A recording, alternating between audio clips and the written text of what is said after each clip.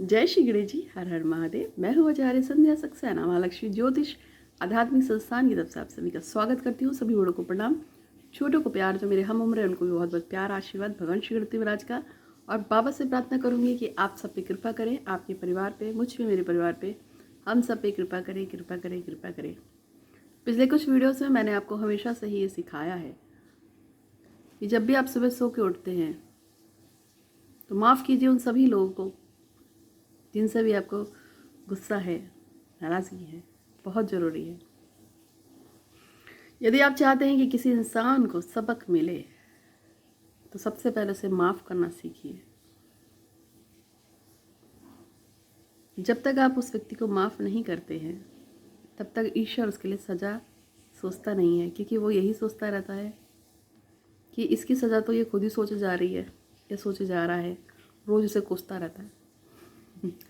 तो यदि आप चाहते हैं कि आपका वो व्यक्ति जिसने आपके साथ धोखा किया हो, आपको तकलीफ़ दी हो, उसको सज़ा मिले, तो सबसे पहले उस व्यक्ति को माफ़ करिए। अगर आप माफ़ करते हैं तो आपको निश्चित रूप से लाभ होगा।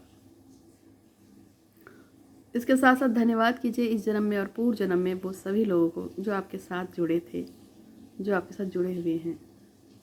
और ईश्वर से कामना कीजिए कि मैं प्रार्थना करता हूँ और धन्यवाद करता हूँ उन सभी लोगों का, उन सभी शक्तियों का जिन्हें पूर्व जन्म में और इस जन्म में मेरी सहायता की। अब जैसे कि मैं बोलूँगी तो मैं बिस्तर पे बोलूँगी इस तरह से सुबह सो के उठ के कि हे भगवान श्री गणपति, आज का दिन मेरा सुंदर और सौम्य देने के लिए आपका बहुत बहुत शुक्रिया, धन्यवाद धन्यवाद। आज मैं पूरे दिन स्वस्थ हूँ, खुशहाल हूँ, समृद्ध हूँ और सुखी हूँ, उसके लिए आपका बहुत बहुत धन्यवाद। फिर मैं बोलूँगी कि हे गणेश जी महाराज, इस जन्म में और पूर्व जन्म में जिन जिन लोगों ने, जिन जिन पशु पक्षियों ने, जिन जिन ज्ञात अज्ञात शक्तियों ने किसी भी रूप में मेरी कोई भी मदद की है, तो उसके लिए मैं उसका शुक्र अदा करती हूँ। उनका बहुत बहुत शुक्रिया, धन्यवाद धन्यवाद धन्यवाद। इस जीवन में और पूर्व सभी जीवनों में वो सभी ज्ञात अज्ञात लोग, वो ज्ञात अज्ञात शक्तियाँ, वो सभी ज्ञात अज्ञात पशु पक्षी जानवर, चाहे वो कीट पतंगे मकोड़े ही क्यों ना हो, जिन्होंने मुझे किसी भी रूप से कोई हेल्प की है, कोई मदद की है, तो उन सभी का धन्यवाद। और जिनको मैंने हर्ट किया है किसी भी रूप में, तो मैं उन सबसे माफ़ी चाहती हूँ। मुझे क्षमा करें, मैं अपने गुनाहों की माफ़ी चाहती हूँ। मुझे माफ़ करें, मुझे माफ़ करें, मुझे माफ़ करें। जब आप इस चीज़ को प्रैक्टिस में लाएंगे, आप सुबह उठते ही इस तरह से बोलते हैं कि मेरा दिन सुंदर, स्वस्थ और अच्छा करने के लिए शुक्रिया, धन्यवाद धन्यवाद। आप उस चीज़ के बारे में सोचते हैं जो चीज़ आपको चाहिए। जैसे मैं सुबह उठती हूँ तो मैं सोचती हूँ कि मेरे जो लोग मुझसे जुड़े हुए हैं उन सभी के काम बन रहे हैं। माँ लक्ष्मी ज्योतिष आध्यात्मिक संस्थान इंटरनेशनल बाउंड्रीज से भी आगे और बढ़ता जा रहा है। जैसे कि आप जानते हैं कि इंटरनेशनल रूप से मेरे बहुत सारे क्लाइंट्स हैं, बहुत सारे फॉलोवर्स हैं, तो वो बढ़ते ही जा रहे हैं।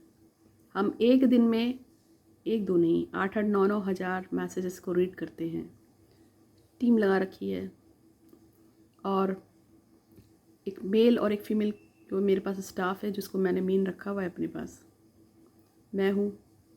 और मेरा और भी जो और लोग हैं, बहुत सारे पंडित मुझसे जुड़े हुए हैं जिनका हम पूजा पाठ अनुष्ठान का काम कराते हैं। तो सभी चीज़ें होती हैं। आज मैं आपको बताने जा रही हूँ एक विद्या जिसमें 7 समुंदर दूर का व्यक्ति भी आपके पास लौट आएगा। 7 समुंदर दूर का व्यक्ति भी आपके पास लौट आएगा। कैसे करना है, कैसे उस व्यक्ति को बुलाना है, आज वही आपको प्रयोग बताऊंगी। ठीक है। तो पीछे मैंने कुछ उपाय बताए थे 7 समुंदर पार से कोई व्यक्ति को बुलाने के लिए। तो मैंने उसमें बताया था कपड़ा अपड़ा उस व्यक्ति का। लेकिन लेकिन लेकिन कुछ लोगों ने बोला उनके पास पहना हुआ कपड़ा नहीं है। कैसे करें, कैसे करें, कैसे करें?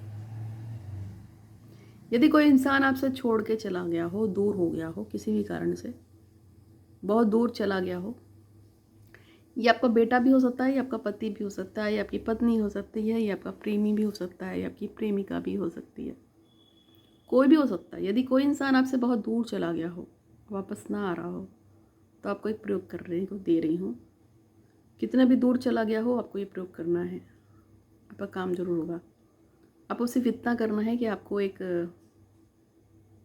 मेरे चैनल को पहले सब्सक्राइब करके, सब्सक्राइब तो किया हुआ है सब ने, मुझे पता है, लेकिन बेल आइकन नहीं दबाते, वही बेल आइकन दबा दो, ठीक है। और बेल आइकन जरूर दबाना, जरूर दबा देना, अभी दबा दो, ठीक है, दबाओ। और एक और बात, जब आप मेरे संस्थान में फ़ोन करते हैं तो हम आपको उपाय बताते हैं, सभी को पता है। जो उपाय मैं आपको बताती हूँ तो आपसे प्लीज़ रिक्वेस्ट है कि उस उपाय को अगर आप करना चाहते हो, यदि आप उस उपाय को करते हो तो प्लीज़, जब नेहा आपको कोई उपाय बताती है मेरे द्वारा बताया हुआ, तो आपको क्या करना है, उस उपाय को करने से पहले प्लीज़ प्लीज़ प्लीज़ कम से कम 151 रुपये मेरे अकाउंट में डाल देना। ये अर्ज है, एक अपील है, बहुत बड़ा अमाउंट नहीं मांग रही हूँ मैं, क्योंकि आपको हमने फ्री कंसल्टेंट किया, हमने आपसे कोई पैसा नहीं लिया। लेकिन जब आप वो पूजा करोगे, या मेरी बताई हुई कोई भी पूजा करोगे, या मेरे चैनल को देखकर कोई भी पूजा करोगे, तो वो पूजा मेरे को लग जाएगी, आपको नहीं लगेगी। क्योंकि पहले भी समझाया है, मिठाई खरीदते हो और अगर दुकानदार को पैसे ना दो और सीधे मंदिर चले जाओ और महादेव को बोलो देखो मैं आपके लिए बर्फ़ी लेके आया हूँ, तो महादेव कहेंगे तुम तो सिर्फ एक माध्यम हो बर्फ़ी लाने के लिए, लेकिन बर्फ़ी तो दुकानदार की है, क्योंकि आपने तो उसको पैसे नहीं दिए। इसलिए लेन देन वाला हिसाब जब पैसे का मामला आता है भगवान की पूजा में, तो फटाफट कहते हैं कि भैया पहले पैसे चुका दो। क्यों बोलते हैं ऐसे? क्योंकि पूजा में अगर आप किसी से उधार लेके पूजा करवाते हैं, एक मैडम का फ़ोन आया था, मुझे कहती है मेरे पास 6,000 रुपये हैं और किसी से उधार लिए हुए हैं, मैं चाहती हूँ आपकी पूजा मेरे लिए करा दीजिए। मैंने उसको बोला, मैंने कहा मैडम पहली बात तो ये है कि किसी और के पैसे से आप अपने लिए जो पूजा कराएंगी वो लगनी ही नहीं है, तो उसको पैसे उसके वापस कराओ।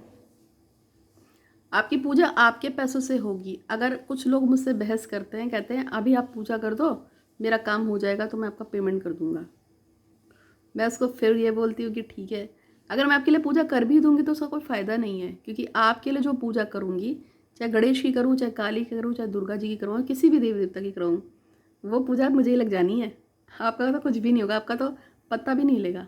और ऐसा ही होता है। इसलिए चाहे कोई फ़कीर हो, चाहे कोई दुआ करने वाला हो, चाहे कोई पूजा पाठ कराने वाला हो, सभी को उनका मेहनताने के रूप में दक्षिणा दी जाती है। कुछ लोगों ने इसका कंसल्टेंट लगा रखा है, कुछ लोगों ने ऐसा कर रखा है, ऐसा वैसा कर रखा है, ठीक है। मैंने तो सिंपल आपसे 151 रुपये मांगे। अगर आपको लगता हो दे सकते हो तो दे दीजिएगा, और अगर आपको नहीं देना है तो कोई बात नहीं, पूजा मुझे लगेगी, मेरे लिए अच्छा है, मेरे परिवार को लगेगी ठीक है। अब आप सोचेगा कि अगर आप रोज़ जाके पूजा कर रहे हैं और आपने अगर 151 रुपीज़ मेरे अकाउंट में नहीं डाले तो सारी पेरें मुझे लग जाएंगी, मुझे मत कहना, मेरे लिए तो अच्छा ही है ना, आप मेरे लिए पूजा कर रहे हैं तो इसलिए हमने एक 151 इसलिए रखा है क्योंकि एक लड़की जो आपको उपदेश दे रही है उसका भी घर चलता है सही है ना, मेरा घर चलता है भाई, मेरे को भी खाना खाना होता है, सारे काम करने होते हैं, पूजा पाठ अनुष्ठान कराने होते हैं। इसलिए आपसे मात्र 151 का ही अनुदान मांगा है, अगर आप हमारे बताए हुई कोई पूजा जो फ़ोन पे हम बताते हैं वो करते हैं तो ठीक है। तो ये तो मैंने आपको बता दिया। अब आपको वो प्रयोग बताना है जो आपको 7 समुंदर पार व्यक्ति के भी बुला के देगा। लेकिन उसके साथ साथ 3 लड़कियों के मैसेज हैं, वो मैं पढ़ देती हूँ। जिससे से पहला मैसेज जो है वो है शोभा का। वो चाहती हैं कि उनकी जल्द से जल्द जॉब लग जाए, तो शोभा की जॉब लगाने के लिए भगवान श्री गणपति महाराज शुक्रिया धन्यवाद धन्यवाद, शुक्रिया धन्यवाद धन्यवाद, शुक्रिया धन्यवाद धन्यवाद। और महेंद्र सिंह चाहते हैं कि उनका जो बेटा है जो उनसे मिल नहीं रहा है, बात नहीं कर रहा है, तो उनका बेटा जल्दी से उनके पास वापस आ जाए। तो महेंद्र सिंह जी की मनोकामना को पूर्ण करने के लिए शुक्रिया धन्यवाद धन्यवाद, शुक्रिया धन्यवाद धन्यवाद। गणेश जी आपका शुक्रिया धन्यवाद धन्यवाद। और एक मैसेज जो आया है, रेणुका चाहती हैं कि उनके मन में जो भी मनोकामना है वो पूर्ण हो। तो गणेश जी रेणुका की मनोकामना पूर्ण करने के लिए शुक्रिया धन्यवाद धन्यवाद। रेणुका की मनोकामना पूर्ण करने के लिए शुक्रिया धन्यवाद धन्यवाद। रेणुका की मनोकामना को पूर्ण करने के लिए शुक्रिया धन्यवाद धन्यवाद। तो ये तीनों मनोकामनाएं मैंने पढ़ दी हैं। अब आपके लिए मैं जो आपको प्रयोग बताने जा रही हूँ वो है 7 समुंदर व्यक्ति को कैसे पास बुलाए। तो 7 समुंदर पार के व्यक्ति को बुलाने के लिए आपको एक मिट्टी की मटकी चाहिए होगी। उस मिट्टी की मटकी में आपको 1 मुट्ठी चावल डालना है। छोटी सी मटकी लाना, बड़ी सी मत लाना, जितनी छोटी मिल जाए उतनी ले आना जिसमें आपका सामान आ जाए। 1 मुट्ठी चावल डालने हैं, 3 सुपारी डालनी है, थोड़ी सी हल्दी की 3 गांठ डाल देना, ठीक है, और थोड़ा सा सिंदूर डाल देना। अब जिस व्यक्ति को आप पुकारना चाहते हैं उस व्यक्ति का नाम उस पे मटकी पे लाल रंग के सिंदूर से लिख देना। जैसे कि उस व्यक्ति का नाम है, जैसे आप किसी को बुला रहे हैं और आपका बेटा है या आपका पति है, आपका प्रेमी है, आपका बॉयफ्रेंड गर्लफ्रेंड है, या आपका कोई रिश्तेदार है, आपका पड़ोसी हो सकता है, आपका बॉस हो सकता है। आप चाहते हैं आपका बॉस आपको याद करे। अब उस व्यक्ति का नाम लिखेंगे, जैसे मनोज कुमार आपने लिख दिया लाल रंग के सिंदूर में। सिंदूर को थोड़ा गीला कर लेना। सारी चीज़ें नहीं आएंगी, पुरानी घर की यूज़ मत करना, ठीक है। मटकी भी नहीं आएगी। उसके बाद फिर आपको 1.25 मीटर कपड़ा लेना है लाल रंग का, मटकी के ऊपर ढक्कन लगाना है और उसके ऊपर वो लाल रंग का कपड़ा अच्छी तरह से बांध देना है। भगवान श्री गणपति महाराज को स्मरण करेंगे और भगवान गणेश से बोलेंगे कि गणेश जी महाराज, मैं अमुक व्यक्ति को जो मुझसे दूर चला गया है उसको बुलाना चाहता हूँ अपने घर के पास। आपके घर का जो ईशान कोण होगा, नॉर्थ ईस्ट, वहाँ पे इस मटकी को रख देना है।